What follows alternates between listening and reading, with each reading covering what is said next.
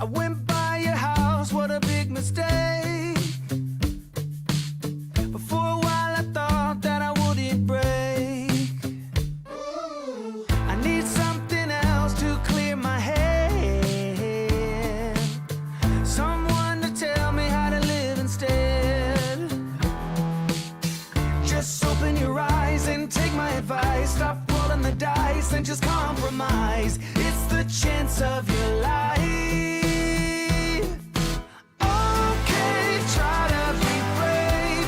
You have so much to save. Take control of your own life.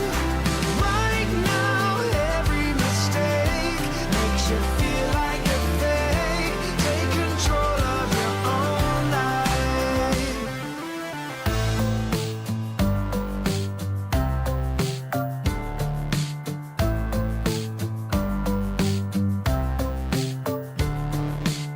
Without any thought, I keep moving on.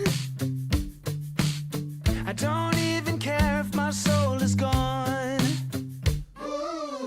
So many words that I should have said.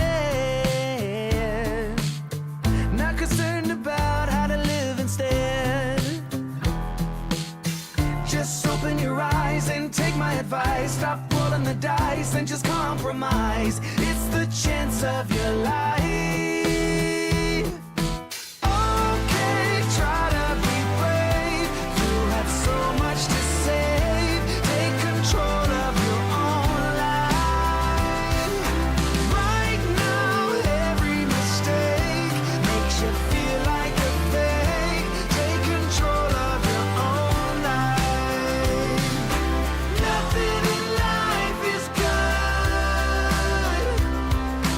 Tired and misunderstood. I would fight if I could. If I believed I should. Okay, try to be brave. You have so much to say. Take control of your own life. Okay, try to be brave. You have so much to say. Take control of your own life. Right now, every mistake makes you feel like a fake. Take control of your own life.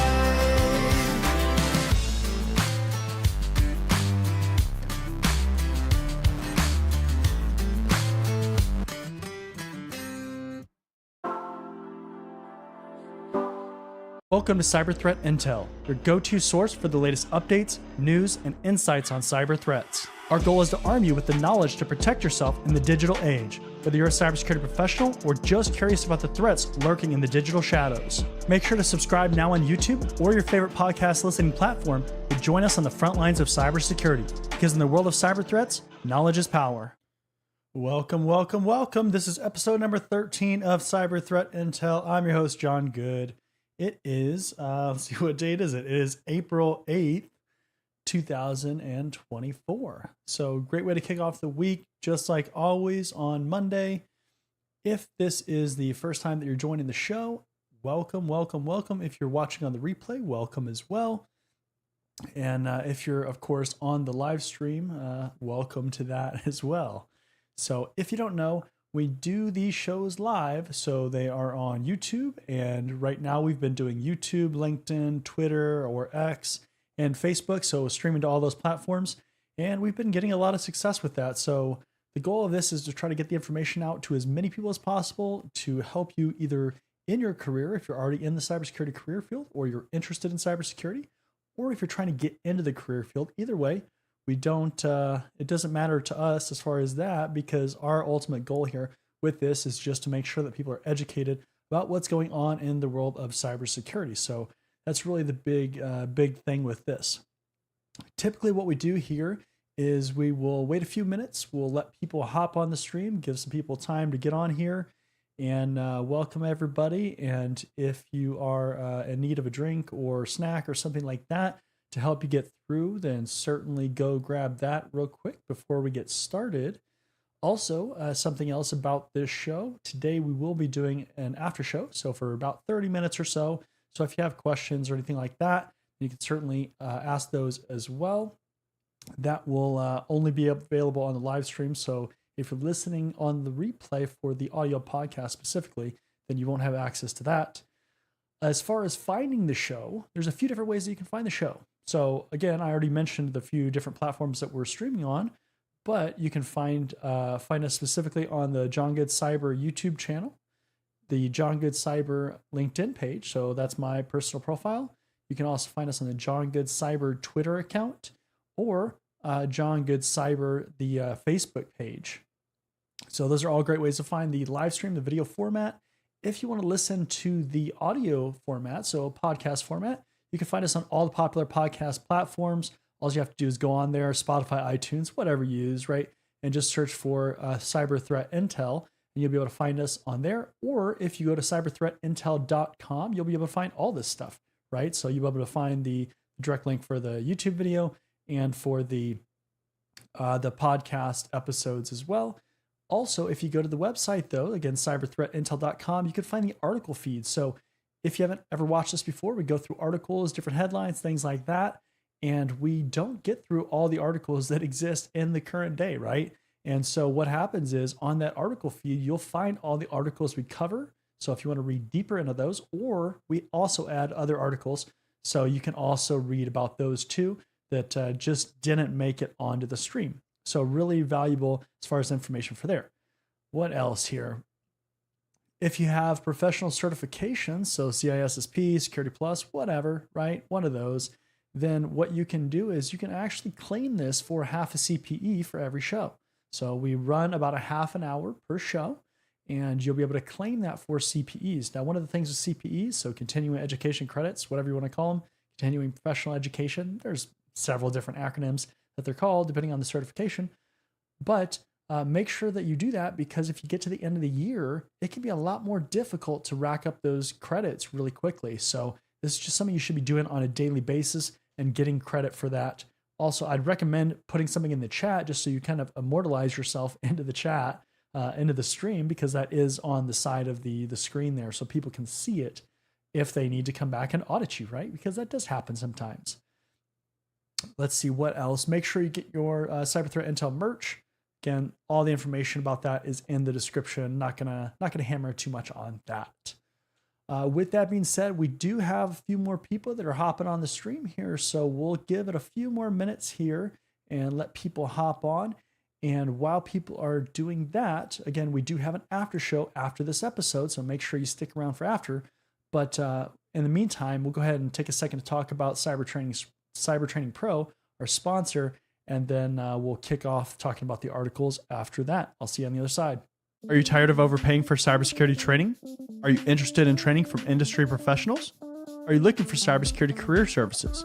If you answered yes to any of those questions, then cybertrainingpro.com is the perfect platform for you. At Cyber Training Pro, we're a one-stop shop for all your cybersecurity needs. We can train you for industry certifications or just improve your overall knowledge and skills in a certain area. Unlike other platforms, we don't stop there.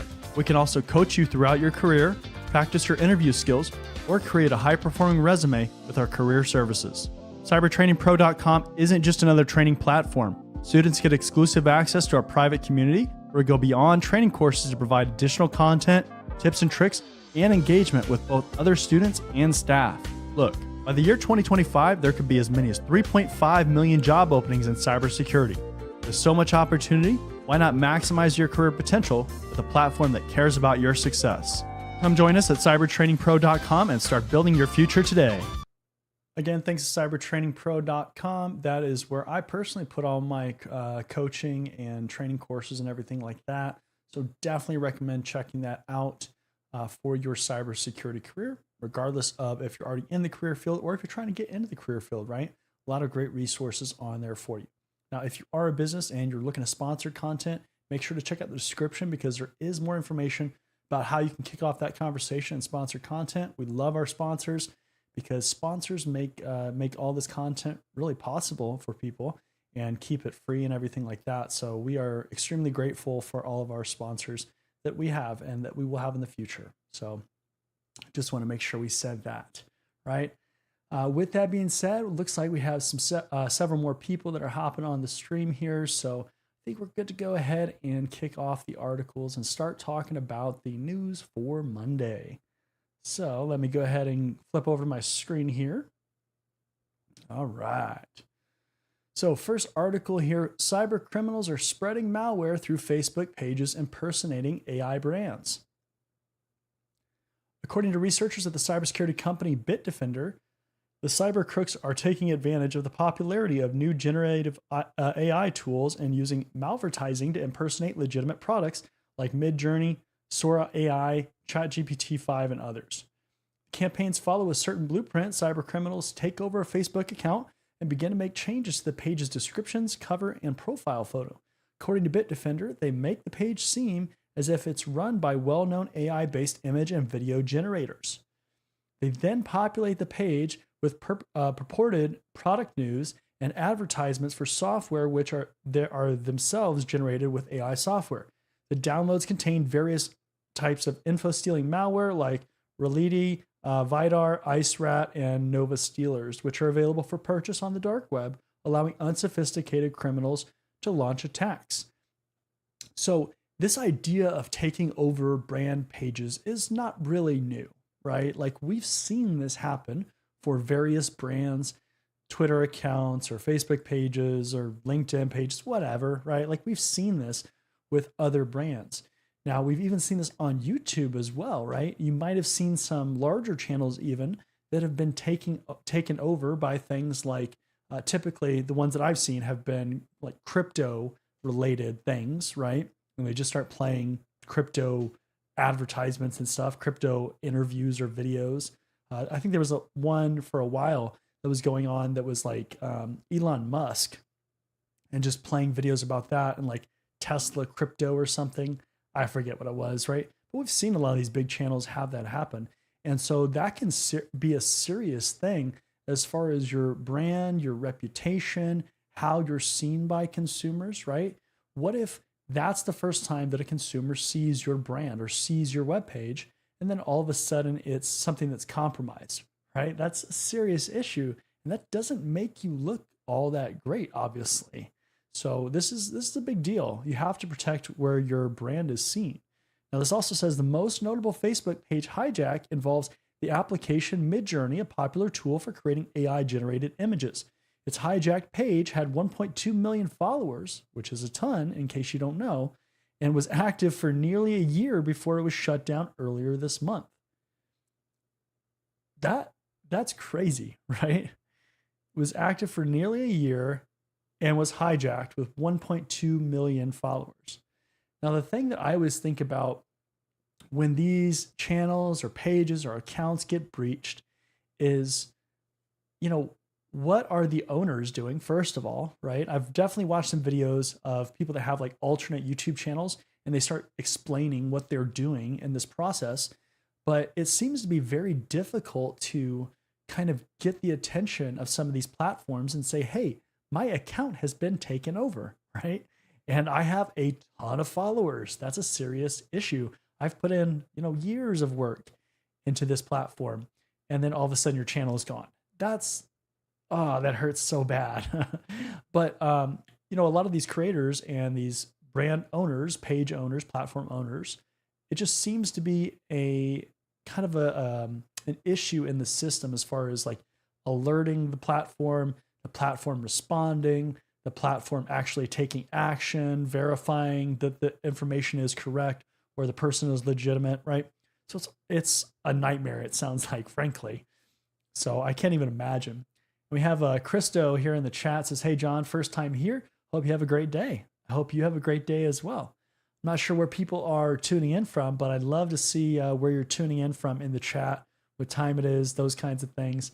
It's always interesting to hear about where people are from within the world and that are tuning in, because I tend to get an audience from everywhere. So I love it.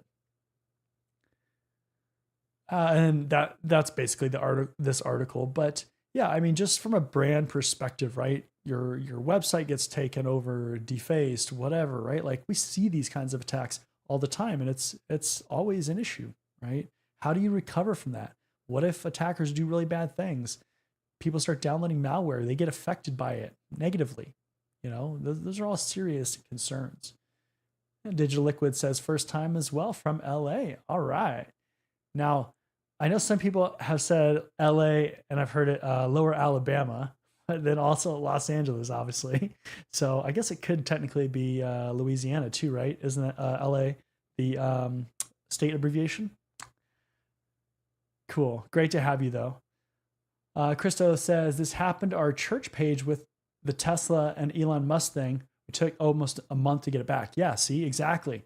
And that's exactly what I'm talking about. It's just a very difficult process to regain that. And I don't know, if they're really doing anything about it, because I've even seen relatively recently some account takeovers or channel takeovers. And like it takes time, right? Like I'd love to hear more insight into that. And maybe it's something I'll have to research a little bit more and see if people have put up more information about that and their experience. But I'm sure it's probably better than it was like a year ago or 2 years ago, but still, Digital Liquid says SoCal. Okay. I mean, that's typically my first guess, but let's see here. All right. Next article. Thousands of staff, students have sensitive data stolen in University of Winnipeg hack. University of Winnipeg in Canada has confirmed that hackers stole sensitive information from the institution in an incident that took place late last month, affecting former and current students and staff. The university, which has more than 18,000 students and 800 staff, said in a statement on Thursday that the stolen information likely includes the personal information of current and former students and employees. The investigation is ongoing, and this is a quote, and may take time, possibly months, right? Some of these investigations take a while. They just do, right? There's a lot of information, a lot of pieces of the puzzle to put together, according to the university, which currently believes the attack were able to access a file server. The nature of the cyber incident hasn't been confirmed, but the university stated, and this is another quote, the theft most likely occurred in the week before March 24th. So sometime around spring break, or at least that's when we typically have spring break, kind of this break in the middle of the spring semester in the US. I'm guessing it is very similar in other countries as well, right? I'm not super familiar with it, but that's typically what we do in the US. So I guess people are kind of in that spring break lull at that time, right? They're kind of still zoned out and just on vacation mode still. Marvin, happy Monday. Happy Monday to you too, Marvin. All right. On an additional web page, the institution announced what data had been exposed and from which cohorts. And this is where it gets interesting. It includes the names, social insurance numbers, dates of birth, street addresses, phone numbers, and compensation information of all current and former employees. Again, you might have heard me talk about this, since 2003, with everyone employed since 2015 also having their bank account information seized. Okay, so let's think about this, right? Let's think about the OWASP article that we talked about in the last episode, right? Where they had resume information. What was it from? I think it was 2011. Don't quote me specifically on that. I don't remember exactly the year, but it was like really old information, right? And, this is kind of the exact same thing, right? Current and former employee information since 2003. We're in 2004, right? Doesn't take a math genius to do that math. 21 years. 21 years of data. What are you doing, right? This is what I don't understand, right? Is companies don't always focus on their data retention policies. They just assume they're going to collect all this data for years and years and years. And then they have the data forever, right? They just, at some point, they decide that they just need more storage space. They don't want to go back and review the old information. And so they just get more storage space. They just keep accumulating, right? And Adam Johnson says, you're from New Zealand. Awesome. I've never been, but I've heard great things for sure. Now, 2003. I cannot believe that. That is insane, right? Why would you need data from 2003? Now, I can understand like for a university or something like that, like you have to maintain in some way the people that have graduated or perhaps that have maybe taken like certain courses or programs that give credentials, in some way, because you have to basically maintain that information, because if that person goes to find a job or something and there's a background check, that data has to add up, right? Like you have to be able to corroborate that data or validate it for that background investigation. You can't just send it off, I guess. But I mean, this sounds like a typical just over collection of data and just never purging any of that old data. Just so bad. And that's the kind of thing that gets you in trouble, right? Is because you have data for so long, longer than you actually need it, more data than you actually need, and then you get breached. You probably have data kind of hidden away, like in some closet or something somewhere, or some area of your network, and you forgot about it, and then that's what gets breached. This stuff happens all the time. University said it will be providing the affected individuals, this is my favorite part, with 2-year credit monitoring service and encouraged all those affected to enroll, noting it also comes with insurance provisions for anyone subsequently targeted by fraudsters. So, of course, this is Winnipeg, so how they handle health insurance and everything like that. But, and AJ says New Zealand. Okay, cool. Yeah, awesome. Yeah, 2 years of credit monitoring. This has become the norm when companies get breached, right? And Tony says, sorry, late to the party, pal. Hey, no problem, no problem. Anything that you miss is always available on the on-demand replay, so you can always go back and catch up on the things you missed, but glad to have you here. Late is better than never, right? So glad to have you. So 2 years of credit monitoring service. Like I can't look at where we have come to, right? 2 years of credit monitoring service. That is just like the amount of companies that get breached that just are like, okay, we'll give you credit monitoring service. No big deal. We got you. We got you.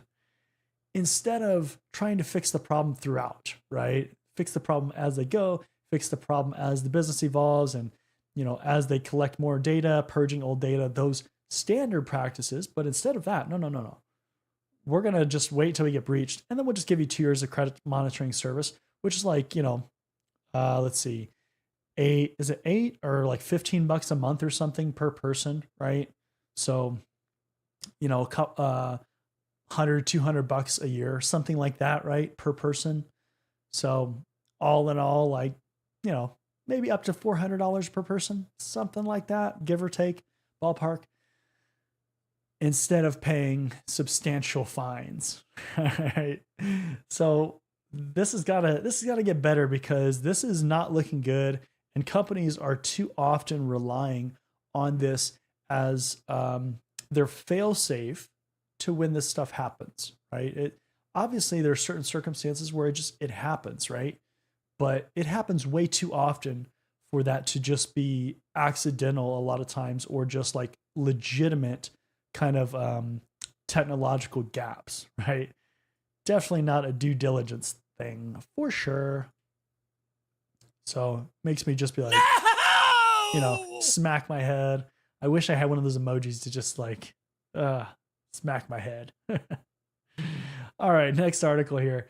Hackers exploit Magento bug to steal payment data from e-commerce websites. And also, too, as we're starting to go through this article, if you're joining late, remember, we are going to do an after show after this stream. We'll do it for about 30 minutes or so if there's questions and things like that. And so if you're interested in that, make sure that you hang out after the episode. So threat actors have been found exploiting a critical flaw in Magento to inject a persistent backdoor into e-commerce websites. The attack leverages CVE 2024-20720 with a CVSS score of 9.1. That's pretty high, which has been described by Adobe as a case of improper neutralization of special elements that could pave the way for arbitrary coding execution.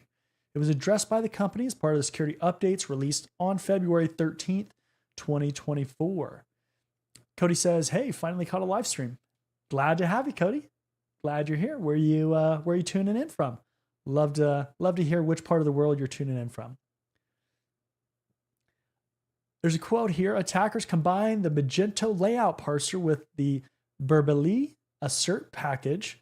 I'm not sure if I said that right. Somebody correct me if that's not right. Installed by default to execute system commands, the company said. Because the layout block is tied to the checkout cart, this command is executed whenever the store slash checkout page or cart is requested. The command in question is sed, which is used to insert a code execution backdoor that's then responsible for delivering a Stripe payment skimmer to capture and exfiltrate financial information to another compromised Magento store. So we have seen credit card skimmers of sorts be installed. Most traditionally, we see them installed at like point of sale systems, right? So you go to a retail store, they have a credit card machine, a gas station with a credit card machine, whatever. Basically another plate or appliance kind of skimmer, right? It's put on top of the actual vendor or the normal system skimmer. And then that way, you put in your credit card, it captures the information, sends it off, stores it, whatever, right? Like that's the traditional way that we've typically seen it. But in the last couple of years, especially, we've started to see an uptick in these skimmers being installed on websites, right? On sales systems, on shopping, commerce websites, platforms, things like that. And typically, it's some kind of script or something that initiates it and just kind of embeds or sits on that checkout page or where the payment information is being captured. And that's a real concern, right? From a payment processing standpoint, a customer, a company standpoint perspective, where you're taking customer payments, right? It's not like you're sending them off to PayPal and then they're processing their payment. PayPal is sending you like a verification and then you're good to go. This is like actually kind of processing through your actual website. And this is kind of catching it with Stripe too. So it says, for delivering a Stripe payment skimmer, to capture the information. So, I mean, just this idea in general is really dangerous, right? If you are processing payments at all, you should be looking at the security of whatever platform that you're using, whether that is point of sale systems and that life cycle, or just the flow from your website, right? So they go to a cart, they have to log into an account, they go to a checkout page, they have to put in credit card information there, or you send them to like PayPal or something, or however that works, right? So it is crucial that you understand that data flow to make sure that everything is secure, right? Like that is part of just security in general, but especially because you're processing payment, processing credit cards, things like that, makes it even more important, because the more that you handle of that process, the more that you're responsible for it, right? That's just how it is, right? If PayPal isn't processing your payment information, you can't just go blame PayPal. It's on you, right? So that means once it's found what's happening, whatever the result is, if customers are out a whole bunch of money, you might be on the hook for that because it was on your website. You didn't detect it, right? Do you have insurance? Like all of these things have to be kind of thoughts in your head as far as contingencies or worst case scenarios, business continuity, disaster recovery, incident response, right? All that standard kind of stuff has to go through this cycle, that risk analysis, that risk assessment of your business. Cody says, I'm from Southern California, but I just found your channel a week ago. Fantastic work. Appreciate it. Yeah, I find that I get new people all the time and I love it, right? There's so many people out there that are looking for cybersecurity content, and it makes me so happy when new people come into the community, and we obviously keep a bunch of people in the community as well. So I just like seeing the community grow and just continuing to help people. So I appreciate that. Richie says, glad I caught a live stream. Hey, Richie, we're glad you caught the live stream as well. Great to have you. Great to have you. All right, let's keep moving here. Next article here. 92,000 internet-facing D-Link NAS devices can be easily hacked. And Richie, I'd love to hear where you're from too. Make sure that you let me know where you're coming in from. And Richie also says, "Did you see the eclipse?" I did not, but I heard about it. I was afraid to go outside. No, I saw all the people that were wearing the special glasses and looking at them. I've seen a few in my lifetime. They're always an interesting kind of phenomenon, right? All right, so D-Link NAS devices easily hacked. A researcher who goes online with the moniker NetSecFish disclosed a new arbitrary command injection and hard-coded backdoor flaw tracked as CVE 2024-3273 that impacts multiple end-of-life D-Link network-attached storage or NAS device models. The vulnerability resides in the NAS_sharing.cgi URI. The researcher discovered a backdoor facilitated by hard-coded credentials and a command injection vulnerability via the system parameter. An attacker can exploit the flaw to achieve command execution on the affected D-Link NAS devices, gain access to potential access to sensitive information, system configuration alteration, or denial of service. So essentially, with this, you can just get full access, right? I mean, basically, right? That's what it sounds like.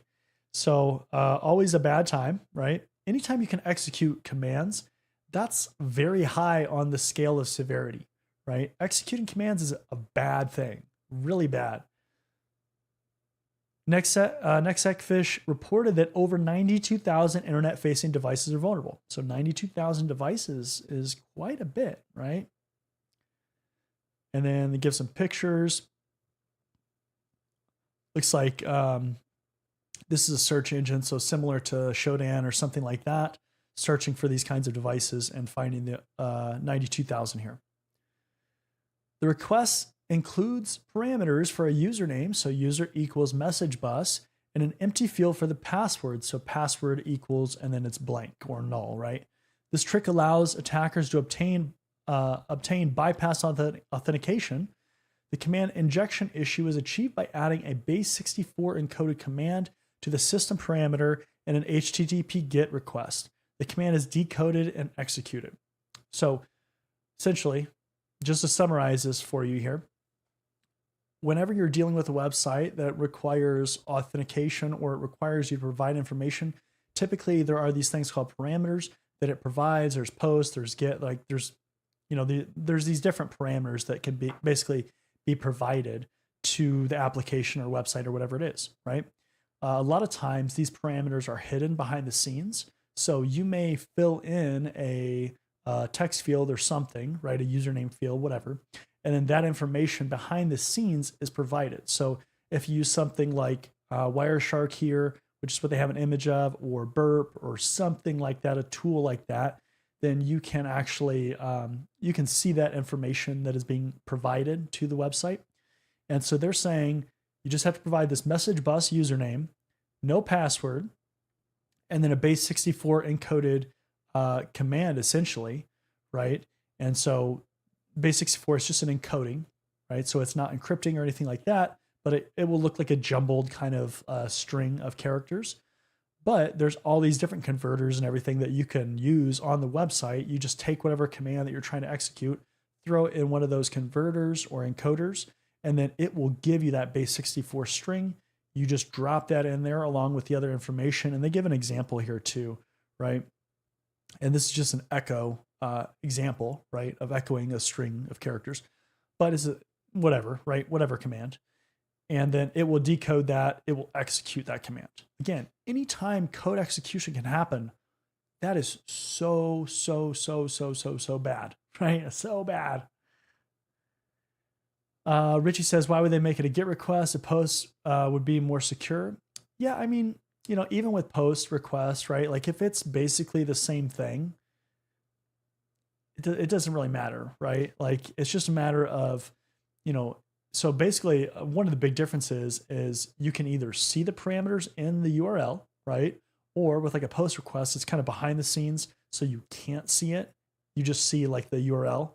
I mean, again, with those tools, I guess, not using a GET request, you can just change it like in the URL. You don't need to have like burp or anything like that, right? So I guess it's a little bit easier. But honestly, if you know what you're doing and you know what you're looking for, it doesn't matter. Like it takes 2 seconds to get burp up and running, right? Or zap or whatever. You could even do it at the command line, right? So not really that big of a deal, if you know what you're looking for. So, but yeah, I mean, we still see people not using post requests. Generally a bad idea. I mean, let's be honest. So, but not completely secure, right? But certainly a better practice. And it just gives a little bit more information about that, the infected devices. So it gives the different version numbers and everything like that. So if you're running one of these devices, I highly recommend checking that out so you are aware. But remember, these are end-of-life devices. You probably should, that's what it said, right? End-of-life devices. Yeah, end-of-life D-Link network attached storage NAS units. Yeah, so these are end-of-life devices. So you should be replacing your end-of-life device. That's probably, that is my professional security opinion. You should replace your end-of-life device. Yes. There we go. You had it. You heard it. All right. Next article here. Attempted hack on NYC continues wave of cyber attacks against municipal governments. 2024 has already seen dozens of local governments slammed by ransomware incidents and cyber attacks, limiting services for millions of people across the United States. The latest high-profile incident involves New York City, which was forced to take a city payroll website offline and remove it from public view after dealing with the phishing incident. New York City's Office of Technology and Innovation and told Recorded Future News that NYC Cyber Command was made aware of a smishing campaign targeted NYCAPS users. Smishing is essentially phishing via text messages instead of emails. Yeah, so if you know what phishing is, basically sending an email message, trying to elicit information. Same thing. You've probably got a bunch of these in your text messages, right? These are definitely increasing in popularity. We talked about the shift of some of these attack vectors. I think it was the last episode, maybe 2 episodes ago, but this change as far as, a lot of them, the scammers used to come via phone calls. Now they're coming email, text messages, right? So not super surprising that they're using text messages to do this. So this is what the NYCAPS login page looks like here on the screen. It says the smishing campaign allegedly involved messages sent to city workers asking them to activate multi-factor authentication with a link to a phishing domain. So they tried to make it look legitimate, I'm sure. Sashi Prakash, CTO at security firm Bolster.ai, told Recorded Future News that his team saw the domain essnyc.online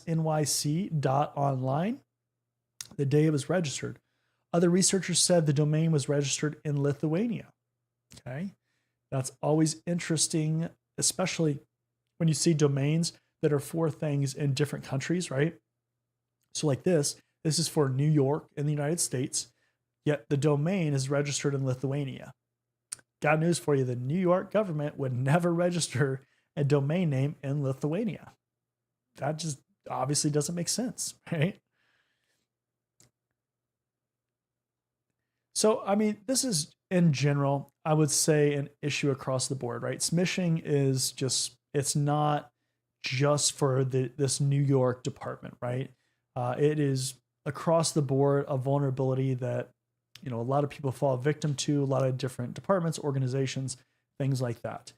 One of the challenges with governments, especially like local governments, is they don't always have as much resources or always the skill sets on staff to combat some of this stuff, right? They don't always have all the resources to do all the training that they should be doing. Obviously, a lot of resources do get spent on this stuff, and they try to hire people and they try to improve their securities and whatnot. But at the end of the day, it's not a Google or a profit company, right? Where they just have a ton of funds or unlimited funds or nearly unlimited funds to secure this stuff. And so if you're in this kind of organization or a government or something like that, nonprofit, user education is so crucial to keeping your network secure, right? Because those users, they're going to be the front line. Even in a normal company that has, a lot of money or a lot of funds to put towards security, those users are still the front line, and they can still be the difference between you easily getting breached and not getting breached, right? And so you have to train them. You have to educate them. You can't just rely on their ability to Google things or go on YouTube and look up videos or something so they are aware of what's going on in the world. You have to train them. You have to give them the tools that make them effective in their job, right? That's just normal employee kind of things, right?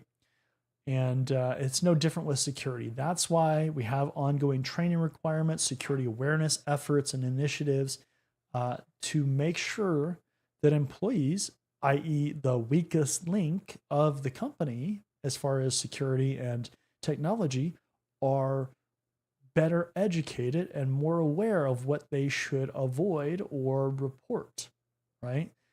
Typically, those environments or those organizations that have people that over-report are better than the ones that under-report, right? Because the ones that under-report are so confident in their abilities to identify things that are malicious or not legitimate versus legitimate.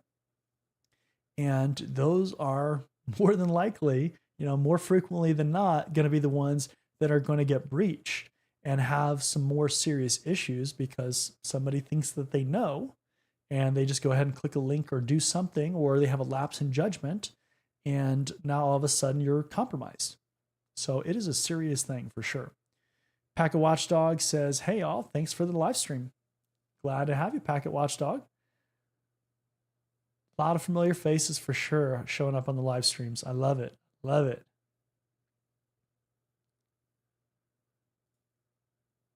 All right, next article here. Acuity response to U.S. government data theft claims, says hackers obtained non-sensitive information. Acuity, the tech firm from which hackers claim to have stolen data belonging to the U.S. Department of State and other government agencies, has confirmed experiencing a cybersecurity incident, but says the compromised data is not sensitive. A well-known hacker named Intel Broker announced this week on a cybercrime forum the release of documents belonging to the Five Eyes intelligence group. The cybercriminal said the data comes from Acuity, and it includes names, emails, phone numbers, email addresses, and other information, as well as what he claims to be, and this is in quotes, classified communications and information.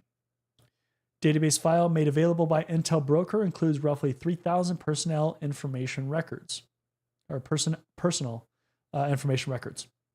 So if you don't know what Five Eyes Intelligence Group is, look it up, right? Go to Google, search Five Eyes. Basically, it's a cooperation between five countries, right? Governments. And yeah, it's a big deal, right? So it's a big thing. But you'll be able to find more information specifically about that. But, that information related to Five Eyes is kind of a big deal, right? It could be sensitive information for sure. And even that classified communications and information always makes you cringe, even if you know it probably isn't, right? According to its website, Acuity is a technology consulting firm that offers deep domain expertise to federal agencies whose missions center on serving and protecting the nation's citizens, global reputation, and critical assets. So certainly they are in that ballpark, right? They are in that business. So it could be possible, right? Rusted Trust. Hey, how's it going? Glad to have you.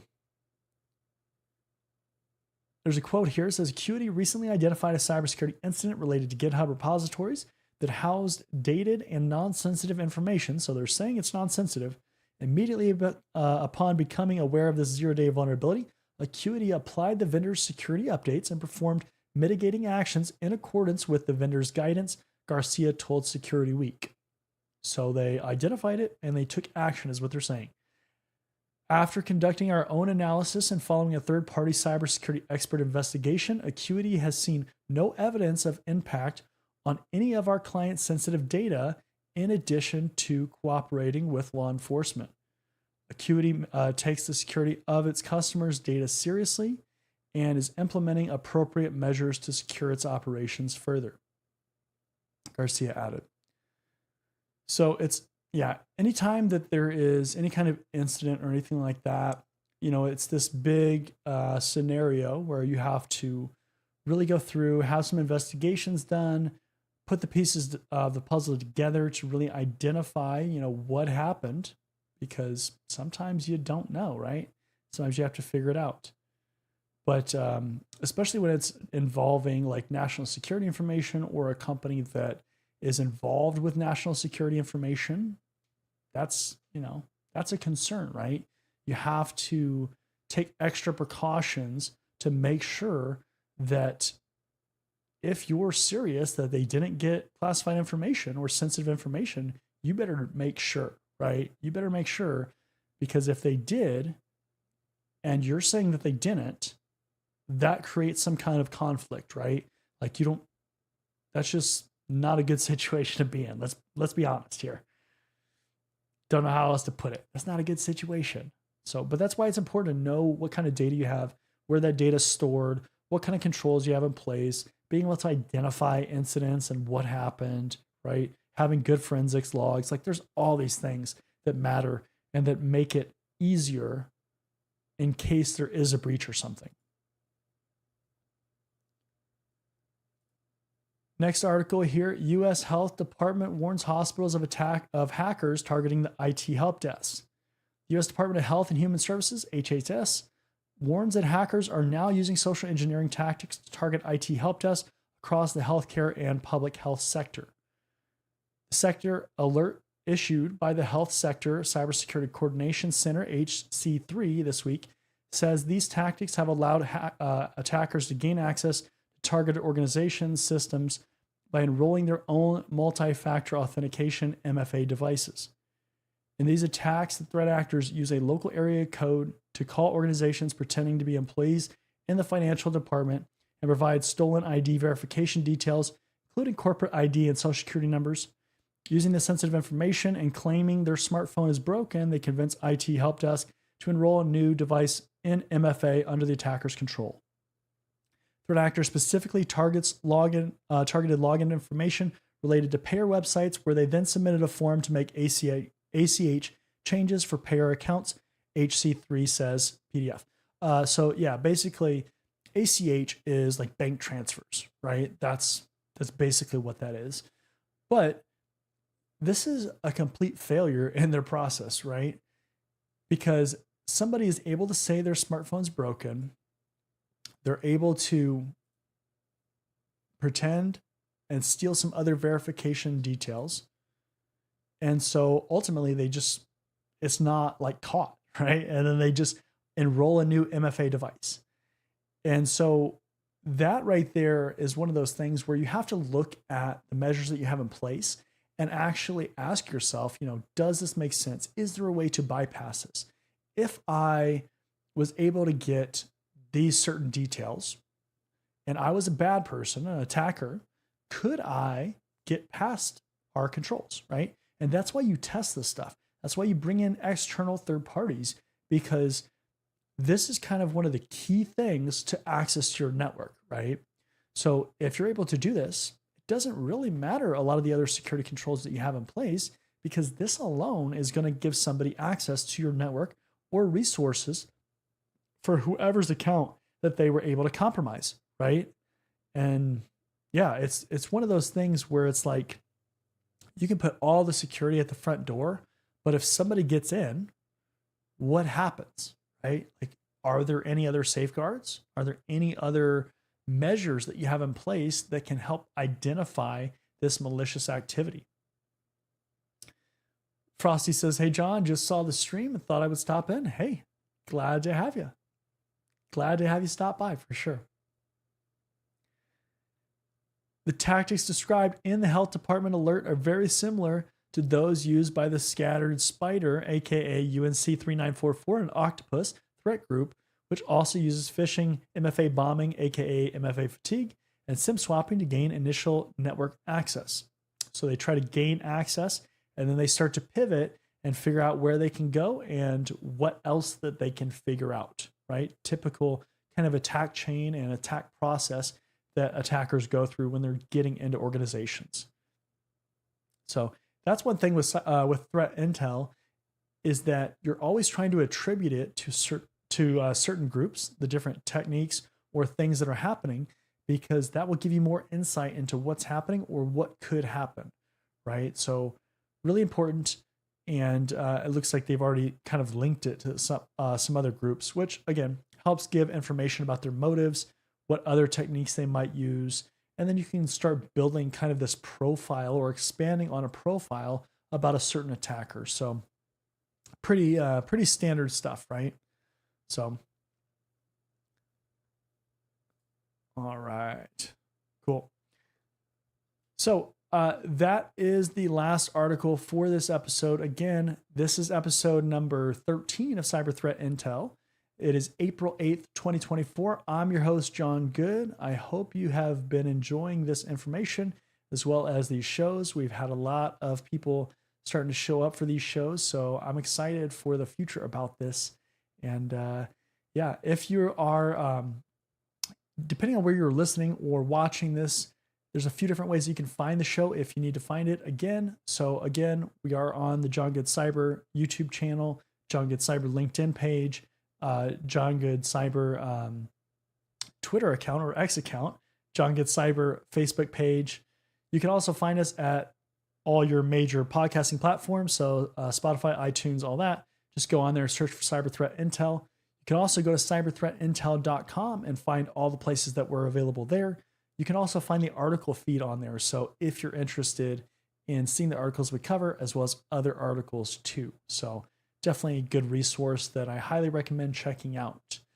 Let's see what else. We are going to do an after show after this. So in a few minutes here, we'll switch over to the after show. We'll hang out for a little bit and answer any questions if people have some. Otherwise, you're obviously free to go. But with that being said, I want to thank you for joining, and I'll see you in a few minutes if you're going to hang around for the after show. Are you tired of overpaying for cybersecurity training? Are you interested in training from industry professionals? Are you looking for cybersecurity career services? If you answered yes to any of those questions, then cybertrainingpro.com is the perfect platform for you. At Cyber Training Pro, we're a one-stop shop for all your cybersecurity needs. We can train you for industry certifications or just improve your overall knowledge and skills in a certain area. Unlike other platforms, we don't stop there. We can also coach you throughout your career, practice your interview skills, or create a high-performing resume with our career services.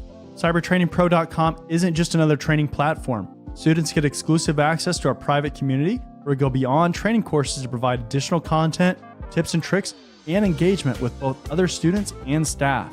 Look, by the year 2025, there could be as many as 3.5 million job openings in cybersecurity. With so much opportunity, why not maximize your career potential with a platform that cares about your success? Come join us at cybertrainingpro.com and start building your future today.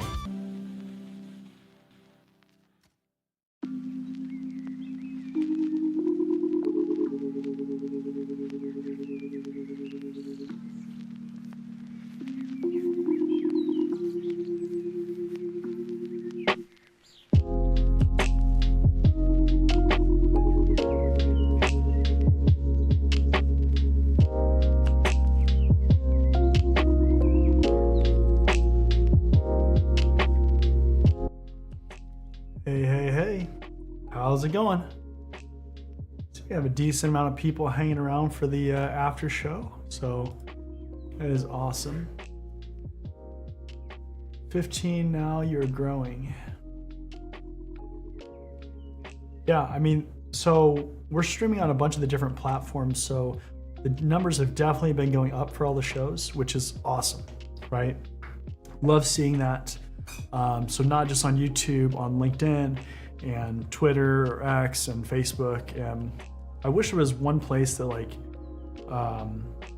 it's not super easy to track all that stuff, like in combined metrics, because I think even all the analytics don't give the full story. So, but yeah, I mean, YouTube is always the home base. So no matter what, it will always be on YouTube. So, but it's nice to be doing it to the other platforms too, because I think, you know, there are other people that don't want to watch it on YouTube or would rather watch it on another platform, and I get that, right? So I am just, I'm trying to appeal to everybody, right? And make sure we just get the content out there, most importantly. So, and also too, how is the audio here? Can you hear me? Can you hear me okay? Making sure that all the balance of the audio is good. The last time we did the after show, some of the music was a little bit different volume, so just make sure.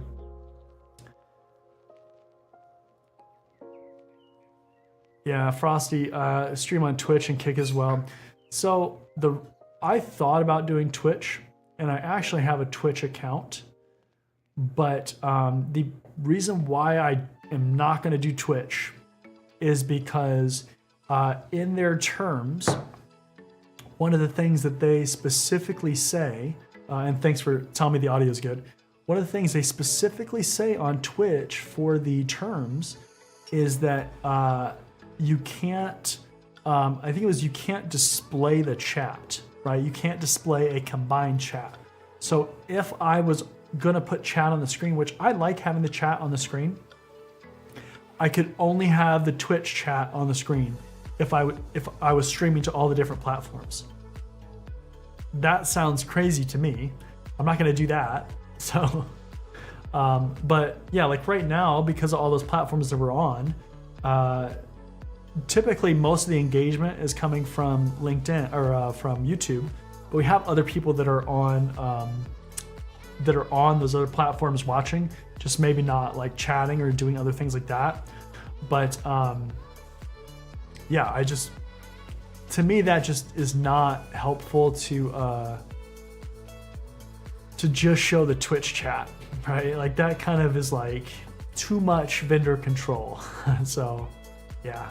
Plus two, it's like, you know, YouTube is kind of the bread and butter. So it's like it's the home base, right? It's always been the home base. It's where I've started my content creation and, you know, my preferred platform in general, I would say. So yeah, seeing chat is nice to have. I agree, right? It's kind of a cool addition, right? I didn't used to do that on old streams, and kind of started to figure out ways that I could do that and incorporate it, as well as now we have the messages and everything like that. It's kind of more of a after show kind of thing. So I also saw some different graphics and stuff on there too. So still working out as far as like the different like overlays and stuff, and just like my controls that I have. But this stuff takes forever. Like it is, some of this stuff you could spend so many hours on, just like configuring controls or like it's just so much. Like it is taking so much time to do this stuff. So, but it's fun, right? Like I enjoy it. I've been doing it for a while, and I think that I definitely have higher production value than a lot of other content out there, but it's because I enjoy it, right? Like I want to make it better for people. I want to make it more enjoyable to watch, more engaged, right? Like I want people to be involved with this stuff. So that's why I do it, right? For sure. If I didn't have anybody watching, I don't know if I would do it, because then it's just for me, and then what's the point, right? Like I am here to serve other people. So yeah. I mean, again, like I have so much going on my screens, like I can't even explain it. Right? But yeah, it's nice to have these different things where I can bring you guys in the conversation, or bring you onto the screen, or you know, do all these different things.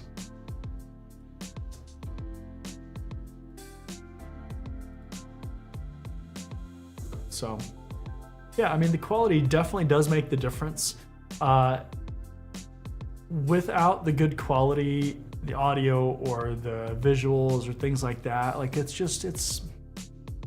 too basic for me, right? Like I wanna have good quality stuff that I'm putting out, because, you know, that's what I'm investing in, right? Like, I want to make this good for everybody and a place where you can get the information you need.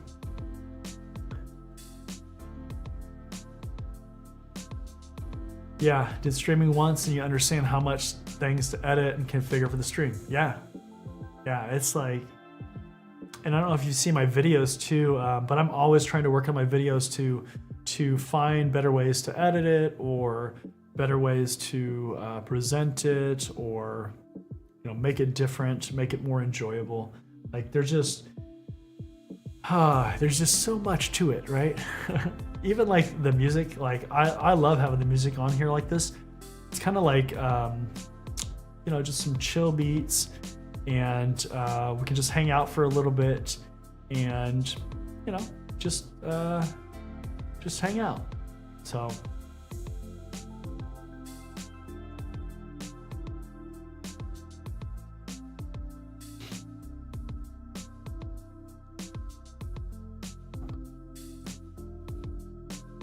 one challenge with content creation, though, is always like trying to be available when people are available too, like at the good times.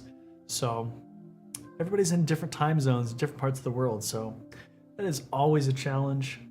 I don't think that will ever get easier, right? Like, it is always a challenge, because I have people that watch this stuff from all over the world, right? Like, even these live streams, there's people that are in, we have people in New Zealand, we have, we'll have people in like Asia, or like India, or Africa, or Europe, or like Canada, South America, North America, whatever, right? Like, all over.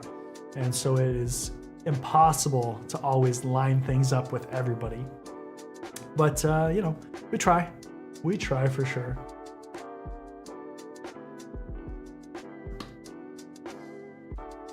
So, Crystal, if you're interested too, I did a video a while ago where I kind of went through my setup. It's my old setup, but, and so things have definitely changed, but, yeah, it's a pretty interesting video if you like just seeing kind of equipment and stuff like that. So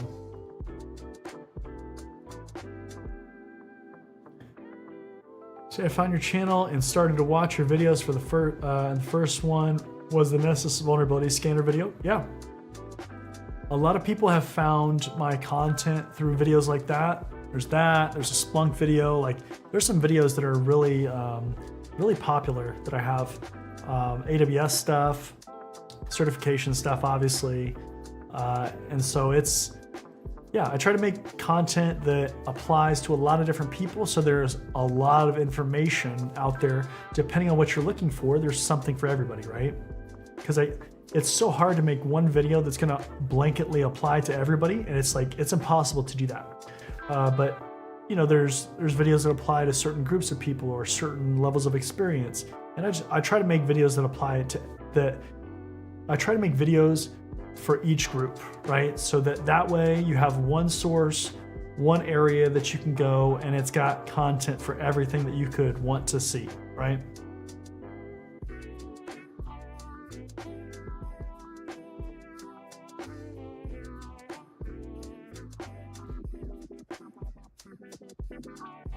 Different tools and applications that you would typically see in cybersecurity. Yeah, I mean, you know, if you have specific ones, definitely leave it in comments, because comments, you know, stick around, so it's a little bit easier to deal with those.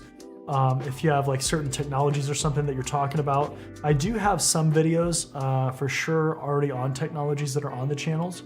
So Splunk, Nessus, AWS, there's some stuff, but there's always new tools, right? Like, I'm always looking for content ideas.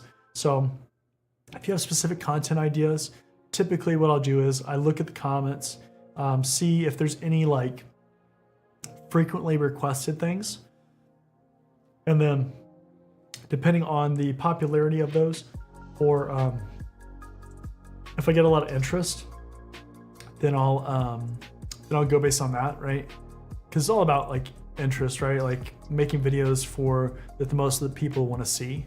So, but there's all kinds of different stuff that I can make content on, and yeah, I'm always looking for content ideas and different things that I can do. Yeah.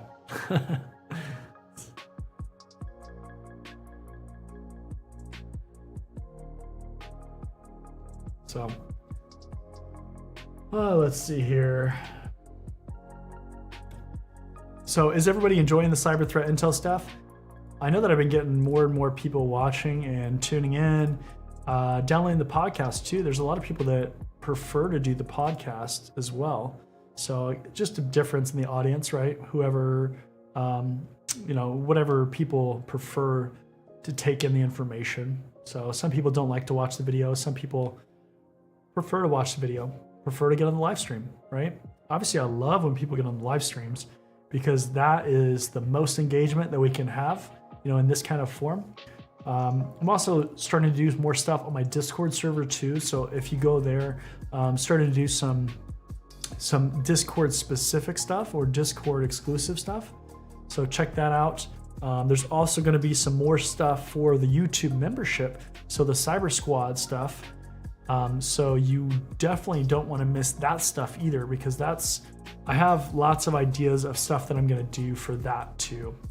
And that will, the Cyber Squad stuff will only be for YouTube membership stuff. But yeah, I try to make as much stuff as freely available as possible. And then some of that other stuff is just more specific stuff, more unique stuff to certain audiences, certain groups, right, that want to see that kind of other content.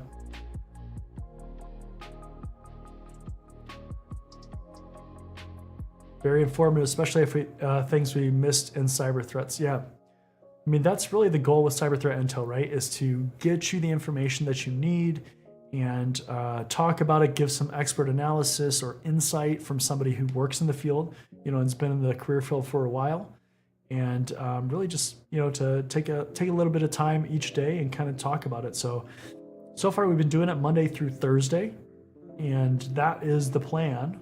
As far as how often we're going to do it is Monday through Thursday, because hackers take Friday off. They get ready for the weekend. But there's not a lot of information that happens going into the weekend. Typically, it's that earlier part of the week. So that's why we're focusing on that.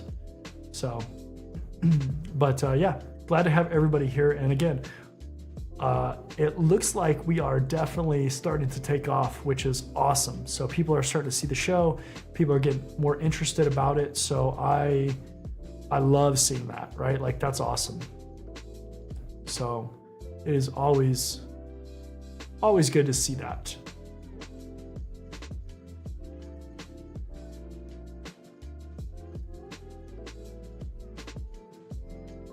Yeah. So I actually, for a while, I was doing, a little over a year, I was doing something similar, but this is kind of, it's a different take on it, a little bit different rebranding of that show. And, I love doing that stuff, right? Like, because it keeps me current as well, right? So I don't miss things because I'm constantly doing it. So it's value for everybody, right? So very, very useful.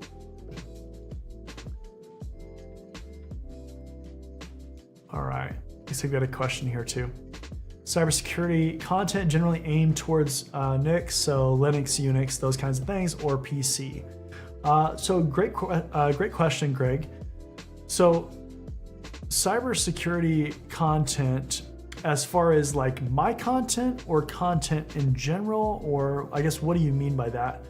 So typically, with my content, I try to be very diverse, right? Because I want to give you as much content as I can so that there is stuff about everything for you, right? So as much as I can for everything so that you're not having to pick like, oh, it's like this very specific thing that I offer and not like a bunch of different things. So I'll make stuff on Linux. Typically it'd be Linux or Windows. There's not a lot of Mac stuff out there because frankly, Mac is basically Linux, Unix, that environment. It's a little bit more specific, but also there's not a lot of companies that are doing Mac specific stuff. But the Linux stuff can be adapted for Mac OS for sure. So I make stuff on all kinds of stuff. I make stuff on cloud, web, whatever, right? If you're talking about in general, like not my content specifically, you do tend to see a little bit more towards Windows, because Windows or PC is more prevalent in organizations, right? It shows up a lot more. Linux shows up some, but not as much, especially on the user side, because on the user side, people are almost always going to use Windows. Some will use Mac OS, right? Like, it's just how it is. But generally, most of the user workstations tend to be Windows computers. The back-end stuff, you will see a little bit more Linux. You will see more Unix. So there is stuff out there for that kind of stuff. But again, it comes down to what the subject is, like what you're trying to do, what kind of content you're trying to find. So it just depends. Like, it's tough to give a just depends answer, because, you know, sometimes more specific is better, but it really just does depend on what you're looking for. So, and what context you're talking about for the content. But yeah, my channel, I try to create everything. The other content that's out there, it depends on if you're focusing on the back end of the enterprise or like the user aspects of it. So, but all right, well, we've been doing the after show for a little bit here, so I'm not sure. We're probably over 30 minutes for the after show. I don't know, but we'll go ahead and wrap it up here. We've been hanging out for a little bit, so we'll go ahead and call it for that. Well, we have this one more question. I'll touch on that real quick just before we wrap it up. But just because it came in. But quick question, as a cybersecurity expert, what OS system do you use for on-the-field work? Linux or Windows? So Linux, Unix, Mac OS, or Windows? Windows typically tends to be the most common, just like with user systems, right? It just happens to be the one that gets used a little bit more. There is more tools out there. It's best typically to use what the users are using. Like, that's probably the best answer for that. So like, if you have an organization that's full of Windows computers, I would stick generally to Windows, so you're familiar with that, so you can, you know, secure it in the same way that you would the user computers. Also too, a lot of the tools tend to be more on Windows, but it also depends too, right? What kind of tools are we talking about? Because obviously you have Kali Linux, something like that, which is very specific. It's Linux, it's loaded with a bunch of testing tools, right? So it's a very specific use case. And then, and Frosty D, great to hear from you as well. Great to see you. A lot of the enterprise tools tend to be web-based too, or cloud-based, right? So like AWS is not necessarily operating system specific, right? Like, it's agnostic for the operating system. It doesn't matter what you use because you do it through the web browser. There's a lot of tools that are like that. Vulnerability scanning tools, SIM tools, right? So a lot of those tools, it really doesn't matter what you use, because it's just, you're using a web browser, right? Like that's what matters. Now, what it's installed on the server side, that matters. But as a cybersecurity professional, that's not really typically going to impact what you need to use in order to get into those systems. So again, it comes down to what you're doing too, what kind of job, things like that. Because like GRC, for instance, it typically doesn't really matter what you use, right? Like, you could use a MacBook, it doesn't matter. If you're a Windows admin, obviously Windows, right? You know, it just depends. But I typically, in the work environment, I tend to prefer Windows. It's just more ubiquitous, so it's everywhere, right? You tend to run into some differences or some kind of weird oddities when you start using like Macs, but I like them all, right? So there's benefits for sure to using Windows, benefits to using Linux, or typically like CentOS or Red Hat are the typical Linux installations that you'll see in enterprises. So it just depends. But hopefully that answers your question. So with that being said, we're gonna go ahead and wrap it up. The anticipated next after show will be on Wednesday. So look out for that if you're liking the after show and you want to hang out again with that. Otherwise, again, we're doing the cyber threat intel stuff Monday through Thursday. That's the plan going forward. So we will be doing